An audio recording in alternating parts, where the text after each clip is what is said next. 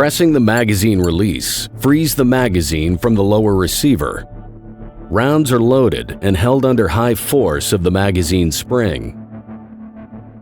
It's then inserted into the magwell and secured by the magazine catch.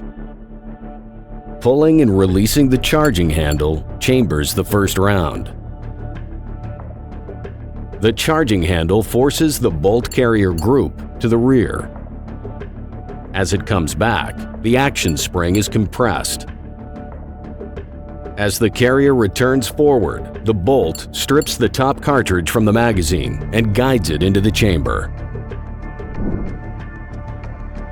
Housed within the bolt carrier is the bolt. The bolt contains several locking lugs that engage with the barrel extension lugs. As it makes contact with the barrel breech face, the bolt turns and locks into place. The locking function is due to the cam pin housed within the bolt. The pin rides along a track in the bolt carrier, allowing it to rotate. When the bolt is open, it's locked in the forward position and can only rotate once the cam pin has cleared the recess in the upper receiver. In the rare occurrence where the bolt fails to fully close, the forward assist may be used. Pressing the forward assist plunger allows the pawl to engage with the notches cut into the bolt carrier. This will force the carrier forward until the bolt is fully locked. With the selector taken off the safe position, the ar-15 is ready to fire. A recess cut into the selector permits trigger movement. As the trigger is pulled, the hammer is released from the sear. The hammer spring drives the hammer forward to strike the firing pin, causing it to travel forward and impact the cartridge primer. Within the primer is the ignition compound and an anvil. As the firing pin strikes the primer, a spark is created, igniting the propellant inside the cartridge. The expanding gases propel the bullet down the barrel, where rifling grooves impart stabilizing spin on the bullet. The gases escape through a small port in the barrel, through the gas tube, and into the bolt carrier key, forcing it to the rear.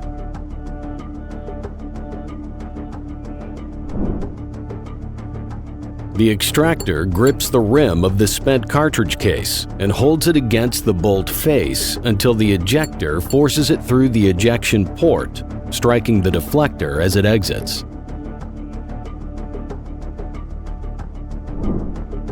As the bolt carrier comes back, it returns the hammer to its cocked position and stays held back by the disconnector.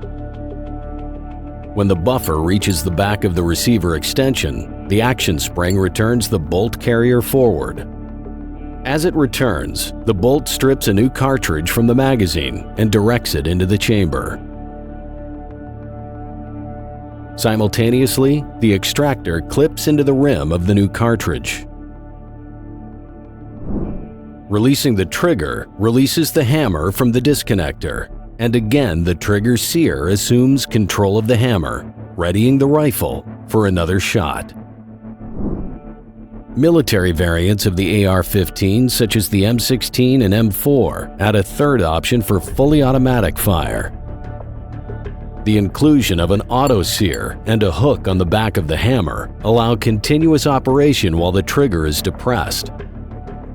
Moving the selector to auto, the disconnector is disabled from moving and will be unable to hold the hammer when fired. The auto sear is now able to rotate into a recess in the selector. After a shot is taken, the auto sear rotates forward as the bolt carrier comes back, taking control of the hammer. As the bolt carrier returns forward, the back of the carrier trips the auto sear, releasing the hammer just after the bolt closes. Releasing the trigger allows the sear to again assume control of the hammer.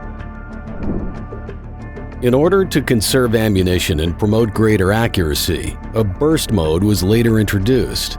With the auto sear still present, the disconnector is split in two. The left disconnector takes control of the hammer in semi-fire mode. switching to burst fire disables the left disconnector.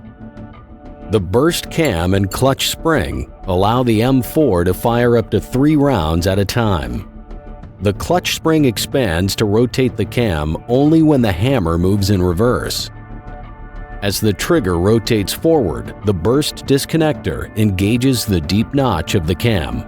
The cam rotates as the hammer is brought back and the disconnector engages the first small notch. This isn't enough for the disconnector to hold the hammer, and the autosear is tripped to fire another round. The cam rotates again and the cycle is repeated. The cam rotates once more and the hook engages the third, deeper notch. The disconnector is now able to reach the hammer, holding it back. The trigger must be released and pulled again to fire another 3 rounds.